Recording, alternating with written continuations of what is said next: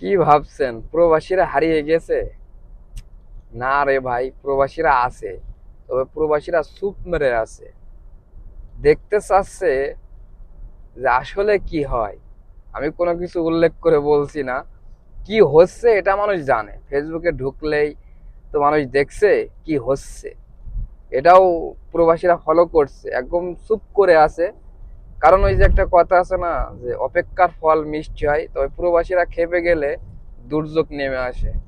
এটা বুঝতে হবে মানুষদের, যারা দেশে আছে তাদের বুঝতে হবে যে প্রবাসীরা একবার খেপে গেলে দুর্যোগ নেমে আসবে। প্রবাসীরা হয়তো বা কেউ এখন কোনো কথা বলছে না, কিন্তু কথা যে বলবে না এটা কিন্তু ঠিক না।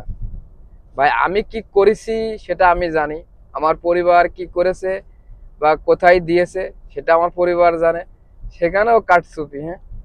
তাহলে এবার বোঝেন কোথায় আছি। আসলে আমরা কখনো চাই না যে ভালো কিছু হই বা উন্নত দেশে একটা রূপান্তরিত আমাদের বাংলাদেশ হোক, বা আমরা একটা ভালো পর্যায়ে যাই, বাংলাদেশটা একটা ভালো পর্যায়ে যাই, এটা আমরা চাই না।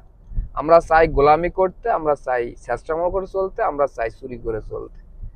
আমরা কখনো চিন্তা করি না যে আমাদের প্রবাসী ভাইয়েরা আসলে আমাদের দেশের জন্য কি করছে। যদি চিন্তা করতো বাংলাদেশের মানুষ, তাহলে হয়তো বা তাদের দিকে তাকিয়েও কিছুটা হলেও ভালোবাসা দিত, ভালোবাসা থাকতো। এটাই আর কি ভাই।